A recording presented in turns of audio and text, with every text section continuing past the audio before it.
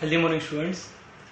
Today we are going to start chapter 5th of science, which is fundamental unit of life, cell. See, in 9th standard, science is divided into mainly 4 parts. First is chemistry, then biology, physics and environment. Today we are going to start first basic chapter of biology, which is cell. Listen, every organism is made up of cell. Me, you, even every microorganism like amoeba, paramecium, fungi, these all are made up of cell. You might be thinking why it is necessary to study the cell. So let me explain why it is necessary to study the cell. Listen, if we understand the function of cell, then we can recognize function of organs. Let me explain how. See, our body is totally made up of cell. In our body, we are having millions of cells. See, let me explain how cell is important in our body. In our body, same type of cell, they join together to form a tissue. Tissues join to form organ. Organ join to form system. And system join to form a body. See, different type of cell join to form a tissue. Let me explain which kind of tissue. See, we are having different tissue in our hand, in our leg, in our head, even internal organ also have different type of tissue. Our stomach is made up of different type of tissue. Small intestine is made up of different type of tissue. So, cell join to form tissue and tissues join to form organ. An organ join to form a system like digestive system. Our digestive system starts from the mouth. It is organ, it is made up of different type of tissue. Then food pipe. It is also one kind of organ which is made up of different type of tissue. Organ, food pipe connect to stomach. It connect to small intestine, large intestine, rectum, and these all are the organs. When these organs join, they form system, which is called digestive system. Same way, many systems are there. We are having respiratory system also. We start from the nose. From nose, air enters into windpipe. Then from windpipe, enter into lungs. So this is our respiratory system. Same way, we have blood circulatory system. It includes heart, arteries, veins. Same way, many systems we are having in our body. So these all system join to form a body. So basic unit of our body is cell. So we can say every organism is made up of cell. So let us study how idea of cell or the discovery of cell. In 1665, Robert Hooke discovered cell by studying cork which come from bark of tree. So this is a tree, it is stem. If we remove outer layer of the stem, inside is called bark. From bark, one liquid is secreted which is called cork. By studying this cork, what Robert Hooke observed, he observed many room, say like this, room that means space. उसको उसके अंदर बहुत सारी जगह दिखी. अब Latin में room यानी लेटल रूम, जगह को क्या कहते हैं? सेल.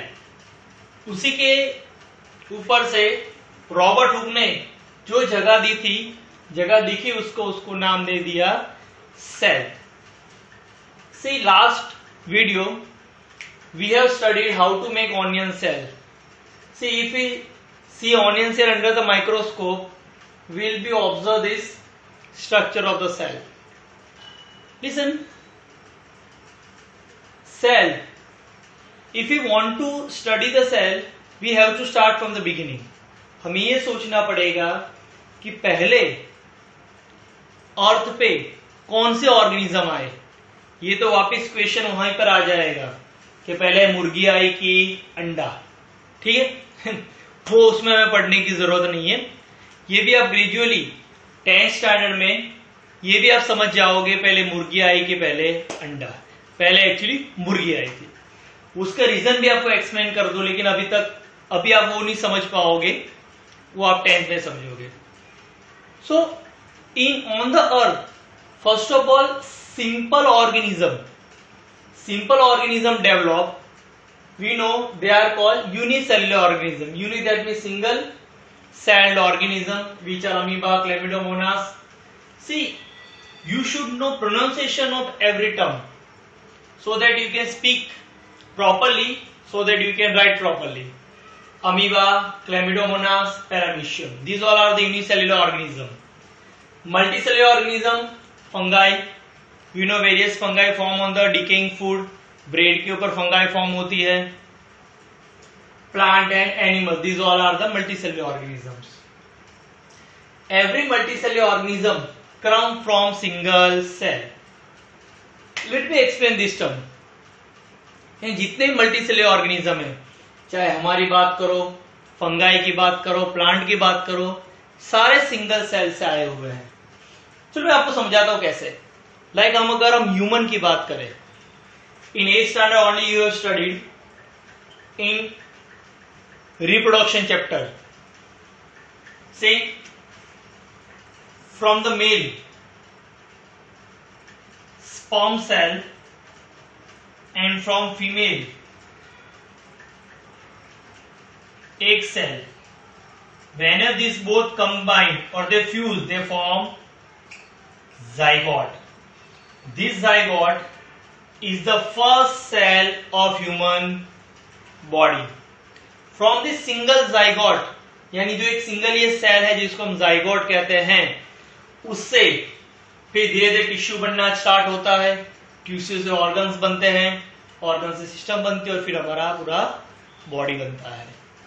इसलिए बोला जाता है कि हर एक ऑर्गेनिज्म, कोई भी ऑर्गेनिज्म हो, वो ऑलवेज सिंगल सेल से उसका फॉर्मेशन स्टार्ट होता है.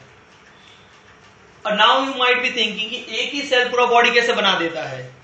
तो that process is called cell division process. हमारी बॉडी में हर रोज बहुत सारे सेल मरते हैं, नए सेल पैदा होते हैं. तो नए जो सेल पैदा होते हैं वो कौन सी प्रोसेस से पैदा होते हैं? Cell division.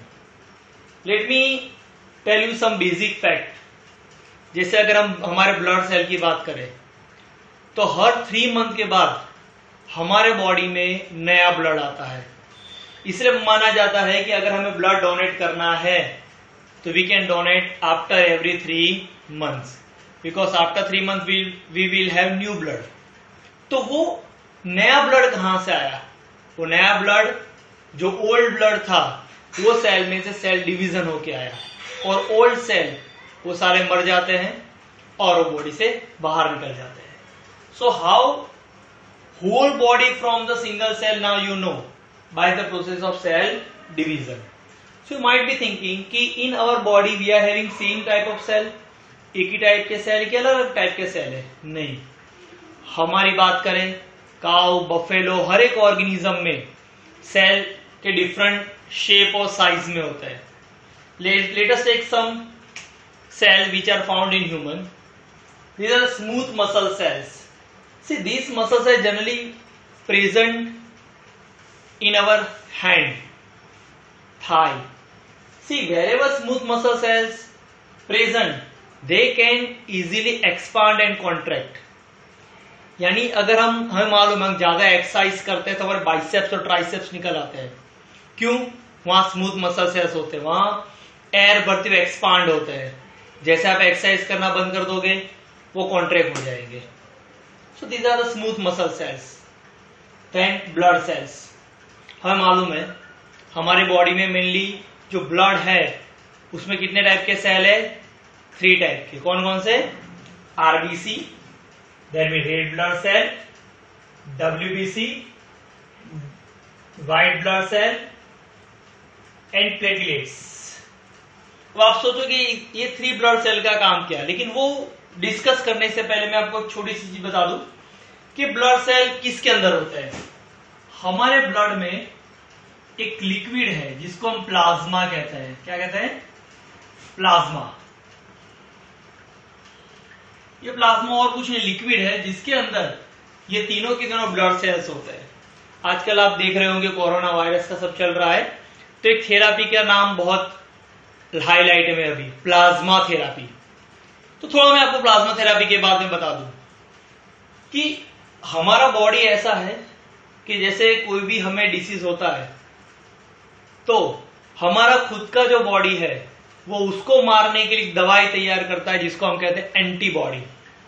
ठीक है, वो एंटीबॉडी से वो माइक्रोब को मार देते। जैसे मैं आपको एग्जांपल समझाऊं कि हम छोटे होते हैं तो थोड़ी ठंडी बढ़ने से हमें बुखार हो जाता है, फ्लू हो जाता है। ठीक है, लेकिन हम जैसे बड़े होते हैं तब ऐसा नहीं होता है। ये इसलिए कि जब हम छोटे होते हैं थोड़ी ठंडी बढ़ने से जो वायरस हमारे बॉडी में आया तो उस टाइम पे तो फ्लू हो गया, यानी फीवर आ गया, कफ हो गया, लेकिन वो वायरस को मारने के लिए हमारी बॉडी ने उस टाइम पे वो एंटीबॉडी बनाता है जिसको हम उसकी दवाई कहते हैं जो वायरस को मार डालती है। अब हमारा बॉडी के सेल वो याद रखते हैं कि कौन से टाइप के वायरस को मारने के लिए कौन सी दवाई बनानी है, यानी कौन सी एंटीबॉडी बनानी है। वो डेटा स्टोर होता है। अब जैसे हम बड़े होते हैं, फ्यूचर में अगर वही वायरस ने हमारे ऊपर अटैक किया, ठीक है, तो अब हमारे बॉडी को तो मालूम है कि वायरस को कौन से ड्रग्स यानी कौन सी दवाई से मारनी है। वो एंटीबॉडी उसके पास है, तुरंत ही उससे उसको मार देता है। और ये जो इंफॉर्मेशन जहां पर स्टोर होती है उसको कहते हैं प्लाज्मा। वैसे वैक्सीन का फंडा वर्क करता है। जैसे पोलियो की वैक्सीन दी जाती है तो उसमें और कुछ नहीं होता है, माइक्रोब्स, मरे हुए माइक्रोब हमारे बॉडी में इंजेक्ट किए जाते हैं। जैसे मरे हुए माइक्रोब इंजेक्ट करेंगे तो हमारा बॉडी क्या करेगा, उसको मारने के लिए दवाई बनाएगा एंटीबॉडी, वो मार डाले। वो मरा हुआ तो हमें डिसीज होने वाला नहीं है, लेकिन हमारा बॉडी उसको मार, भले मरा हुआ है लेकिन हमारे बॉडी को मालूम नहीं है कि माइक्रोब वैक्सीन के थ्रू हमने माइक्रोब जो डाले वो मरे हुए हैं, वो बना देगा एंटीबॉडी। तो फ्यूचर में अगर वो ऐसे वायरस हमारे बॉडी में एंटर होता है तो अब तो दवाई हमारे बॉडी में पड़ी हुई है, तुरंत उसको मार डालेगा। तो इसलिए कोरोना में क्या किया जाता है, जो ये बीमारी से ठीक हो गए हैं उनके ब्लड प्लाज्मा में, अब वो ठीक कैसे हुए, उन्होंने बॉडी ने उनकी खुद की बॉडी है जिसको हम इम्यून सिस्टम कहते हैं, वो वायरस को मारने के लिए वो दवाई बना ली है। और दवाई बनाने की रेसिपी उन्होंने याद कर ली है जो हमारी बॉडी के अंदर ही है, जो कहां पर होती है, प्लाज्मा में। इसीलिए तो बंदा ठीक हो गया। अब क्या करते हैं, ये प्लाज्मा के अंदर जो दवाई बनाने की रेसिपी है, जो एंटीबॉडी बना हुआ है, वो दूसरे जो इंसान को कोरोना हुआ है उसके अंदर इंजेक्ट कर देते हैं। तो सीधा ये प्लाज्मा के अंदर जो स्टोर हुई है उसको मारने की दवाई की रेसिपी वो दूसरे वाले बॉडी में जब इंजेक्ट करते हैं तो उसके बॉडी को भी मालूम चल जाता है कि इसको वायरस को कैसे मारना है, और वो वायरस को मार देता है और धीरे धीरे वो दूसरा पर्सन भी ठीक हो जाता है। ऐसी जनरल थियरी है, लेकिन हर बार प्लाज्मा थियरी भी वर्क नहीं कर रही, वो हमारा टॉपिक नहीं। जस्ट मैंने आपको एक्सप्लेन किया कि ये चीज क्या है। ये बता दूं मैं, RBC red blood cell, they do the function of exchange of gases, oxygen लेते हैं, कार्बन डाइऑक्साइड रिलीज करते हैं। WBC, they protect us against the diseases. Platelets, they mainly help on the blood clotting. समझाता हूं मैं blood clotting क्या होता है। जैसे कि हमें कोई भी घाव लगा, अब घाव के अंदर से ब्लड फ्लो होना चालू हो जाता है, तो उस टाइम पे क्या होता है, प्लेटलेट्स वो घाव के ऊपर फैल जाते हैं, जिसके ऊपर डब्ल्यूबीसी फैल जाते हैं और वहां से ब्लड निकलना बंद हो जाता है। अब आप देखना, कहीं पर आपको घाव लगा हुआ है तो कुछ टाइम के बाद वो स्किन काली हो जाती है, उसकी वजह से क्योंकि प्लेटलेट्स और डब्ल्यूबीसी उसके ऊपर फैल गए हैं, जिसकी वजह से वो स्किन रफ हो जाती है, ब्लैक हो जाती है, फिर अपने आप नई स्किन आ जाती है।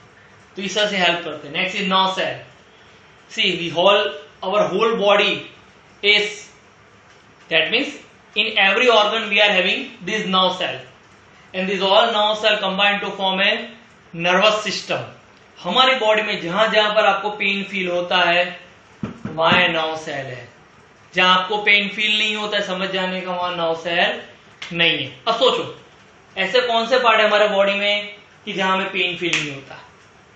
हाँ सही है, हेयर और नेल. इससे जब हम उसको काटते हैं तो हमें पेन होता नहीं है. These are the nerve cell. Even nerve cell are called the largest cell of our body. सबसे लंबे सेल हमारे बॉडी में nerve cell. Then bone cell, they are obviously raising the bone. Fat cell. See, whatever oily food we eat, from that food we get fat, and that fat stored in the fat cell. So in this way, see, these are the few examples of cell that we are having in our body. Apart from this, many other cell also we are having in our body that we'll discuss later on. Okay. So whatever thing I have written on the board, same you have to copy. Just check it out.